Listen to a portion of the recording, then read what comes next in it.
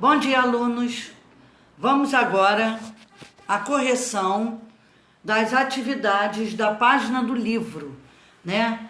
Relacionadas à peça teatral, né? O texto dramático. Página 96, número 6. Página 96, número 6. Agora leia um trecho da peça teatral O Bem-Amado. Já é outra peça teatral apresentada para vocês, do escritor Dia Gomes. A peça conta a história de Odorico Paraguaçu, que foi transformada até em novela, tá? Que já foi passada há muitos anos atrás. Um político demagogo. Demagogo é cheio de conversa fiada, que enrola, né? E corrupto, que gosta de roubar, tirar proveito das pessoas. Prefeito da cidade de Sucupira. Bom, aí vem a primeira, prefeito da cidade de Sucupira. Então, a peça teatral, ela é desenvolvida assim. Aparece as falas dos personagens, que são Odorico, Demerval, o mestre, o Ambrósio, tá? E Moleza, são os personagens. E aparecem também as rubricas. As rubricas são as ações que eles deverão fazer. Então aí, né, aparece no começo o seguinte: Odorico entra suando por todos os poros.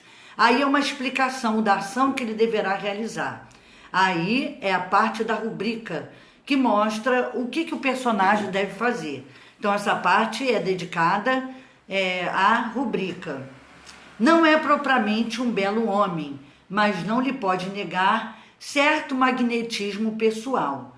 Demagogo, bem-falante, teatral no mau sentido, sua palavra prende, sua figura impressiona e convence. Veste um terno branco e chapéu Panamá. Observa aí que dentro dessa rubrica também aparecem as características dele física e a maneira como ele deve se trajar nessa peça teatral, né? Depois vem as falas. Odorico, lá estão, ainda cheguei a tempo. Demerval, bom dia, coronel Odorico. Aí Odorico responde, bom dia, minha gente. Aí aparece outra rubrica. Ao verem Odorico, mestre Ambrósio e Zelão deixam o balcão. Quer dizer, ação que eles devem fazer, de deixar o balcão. Moleza para de tocar. E por aí vai. Então é uma peça, um trecho de uma peça teatral para mostrar a vocês onde estão as falas, com os seus nomes na frente, para cada personagem saber o que vai falar, e as rubricas, as ações que eles vão praticar. Então, na letra A, primeira pergunta, sublinhe as rubricas que aparecem no trecho, né? Eu já expliquei para vocês aí. É só vocês identificarem e sublinharem. Então, as rubricas são essas, né? Odorico entra suando por todos os poros. Então, é como ele deve entrar, a ação dele. Não é propriamente um homem, mas não lhe pode negar certo magnetismo pessoal. Demagogo, aí vem as características dele. Bem-falante, teatral, no mau sentido. Sua palavra prende, sua figura impressiona e convence. Veste um terno branco, chapéu Panamá. Quer dizer, aí o personagem vai saber como ele deve se vestir, se trajar para se apresentar na peça. Aí vem a letra B. Além de indicar a ação dos personagens, que outras funções as rubricas acima indicam? Bom, a primeira rubrica indica, né, como a ação do personagem deve ser. Tem que entrar suando. Aparecem as características físicas, né? Então, vamos lá. A primeira indica como o autor deve entrar em cena, que é suando. E qual será o seu figurino durante a representação, né? Quando fala da roupa dele. Indica também uma descrição física do personagem principal e revela algumas de suas características psicológicas, que é demagogo, né? Que é enrolão. A segunda rubrica orienta o que os atores devem fazer na cena, né? Que mestre Ambrósio Zelão tem que deixar o balcão. Então vamos continuar. Letra C. Identifique no trecho exemplos de marcas de oralidade. O falar das pessoas, né, de forma normal. Então vamos lá. Explique o efeito que elas garantem na fala dos personagens. Aparece pra e pro, ou seja, para você, né? Esse pra é uma maneira reduzida de para, né? E pro também, né? Uma maneira reduzida. São marcas de oralidade que aproximam a fala dos personagens da fala cotidiana, né? Uma fala simples. Então, pra e pro, marcas de oralidade que se aproximam com a fala dos personagens da fala do dia a dia. A fala informal, normal, né? Então, vamos agora para a página 97, número 2. 7, desculpa, letra A. Que sensação essa cena causa em você? Aparece duas mulheres agora, né? Fazendo a cena de O Poço, outra peça teatral, da companhia de teatro Le Plat du Jour, que trata sobre o tema da escassez de água e propõe uma reflexão sobre o esgotamento desse recurso vital que é necessário, né? Então, a resposta é pessoal, né? Mas aí reflete a preocupação com a escassez de água, tá? Letra B. Observe atentamente a cena. Com base nela, indique no quadro abaixo as informações solicitadas. Quais são as personagens aí de cima? Então, são duas mulheres, né? Personagens são duas mulheres. O cenário, o que se encontra no cenário? Um poço escuro cercado por duas escadas. Há ainda um balde amarrado por uma corda, para mostrar que elas estão mexendo em água e que está havendo escassez. As vestimentas delas são roupas pretas. Elas usam roupas pretas. A ação delas. As mulheres interagem com a água do poço como se estivessem em busca de água. Vamos ver agora a emoção, as emoções de desespero e medo, porque a falta de água, né, é terrível. Vamos agora à letra C. Agora, com base nos levantamentos que você fez na alternativa anterior, crie uma rubrica que poderia ter sido escrita para nortear a produção desta cena. Então, vamos ver. Duas mulheres, aí vem a rubrica, ou seja, a rubrica é para mostrar a elas a ação que elas vão praticar. Então, duas mulheres estão em um poço escuro, cercado por duas escadas. Há ainda um balde amarrado por uma corda. As personagens desesperadas disputam a água. Então, a rubrica aí é para mostrar que elas, nesse período, devem mostrar que estão desesperadas com a falta d'água, tá? Então, aí a gente criou uma rubrica para elas saberem as ações que elas vão praticar. Agora vem o número 8 da página 98. Leia o trecho de um romance de Machado de Assis, em que o personagem Brás Cubas conta sobre a sua morte logo após ter falecido. Bom, vocês já sabem que um morto não pode falar.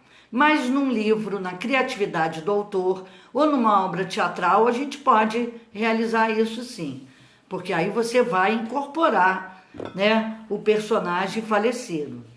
Então, depois faça uma adaptação desse trecho para o teatro, né?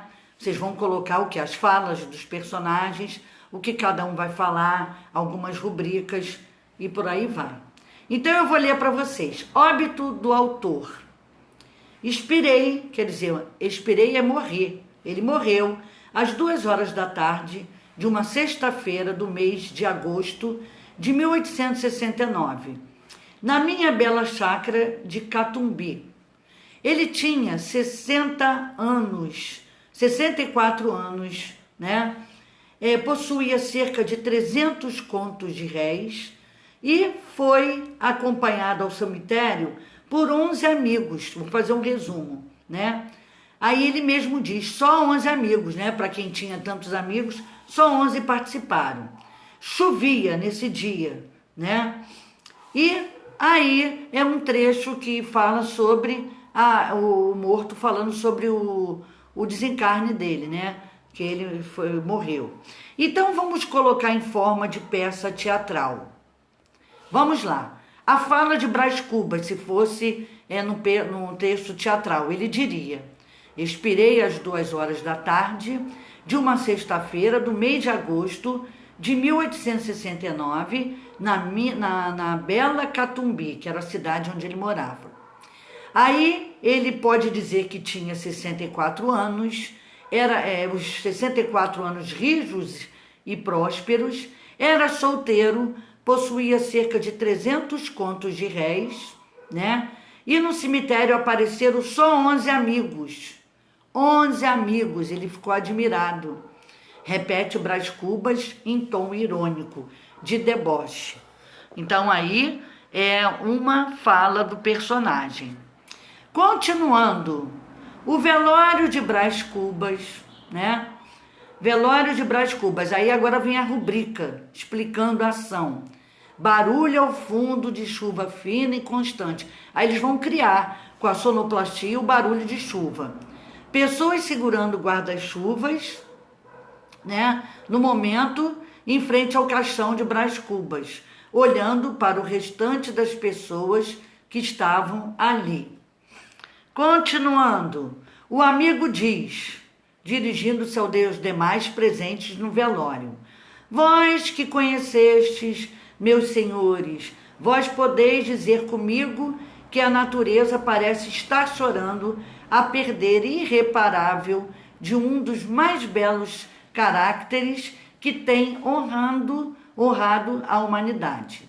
Este ar sombrio, estas gotas do céu, aquelas nuvens escuras que cobrem o azul como um crepe funéreo, tudo isso é a dor crua e má que lhe rói a natureza, as mais íntimas entranhas. Tudo isso é um sublime louvor ao nosso ilustre finado, que morreu, né? Então vocês estão vendo aí que há mistura de falas do Brás Cubas que morreu, a fala do amigo dele e há também a explicação, né, para eles produzirem o barulho da chuva. Aí entra a parte da sonoplastia. Continuando, aí Brás Cubas também fala, dirigindo seu amigo: bom e fiel amigo, não me arrependo das 20 apólices que lhe dei. Então aí houve a transformação do livro, de um trecho do livro, para uma peça teatral, caso fosse feita, né? Então vamos continuar. Página 99 e 100. A página 99, né, vem um texto, tá?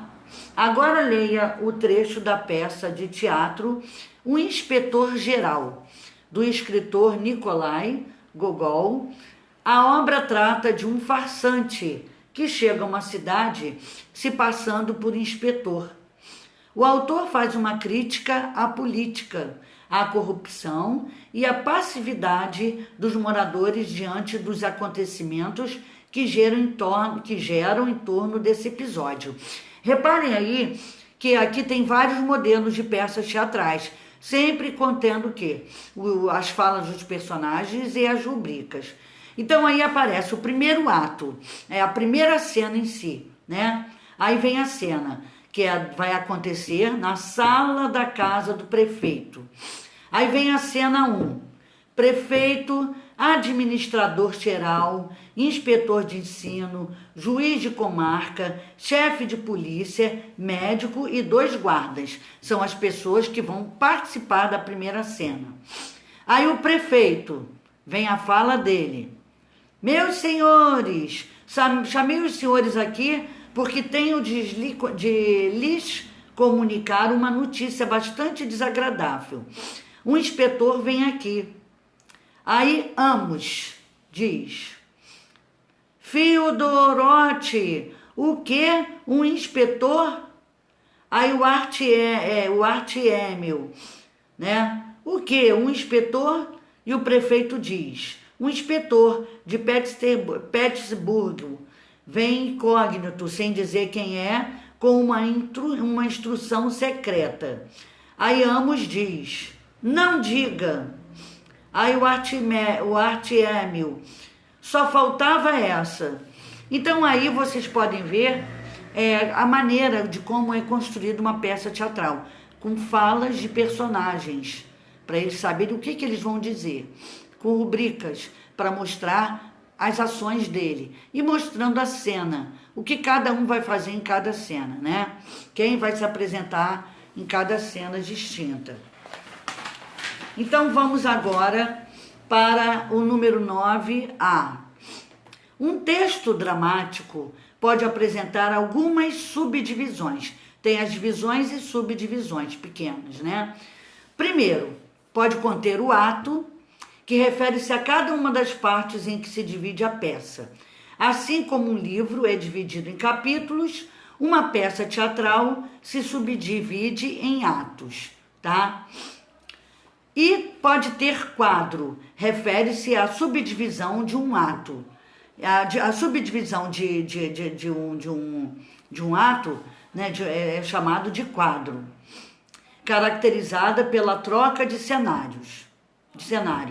A cena refere-se a uma unidade de ação marcada pela entrada e saída dos atores, podendo haver ou não mudança de cenário. Então vamos ver a pergunta: quais dessas subdivisões aparecem indicadas no trecho da página anterior? A indicação de ato e de cena, que foi apresentado anteriormente na página anterior, né? Então, resposta: a indicação de ato e de cena. Letra B. Explique a diferença entre as informações que são trazidas nas rubricas apresentadas após a marcação dessas subdivisões. A rubrica apresentada após a marcação do ato esclarece o espaço onde se passará a cena. Já a rubrica apresentada após a indicação da cena 1 esclarece quem são os personagens que participam daquela cena específica, tá? Então, resposta: a rubrica apresentada após a marcação do ato esclarece o espaço onde se passará a cena, né? Já a rubrica apresentada após a indicação da cena 1 esclarece quem são os personagens que participam daquela cena específica. Vamos à letra C.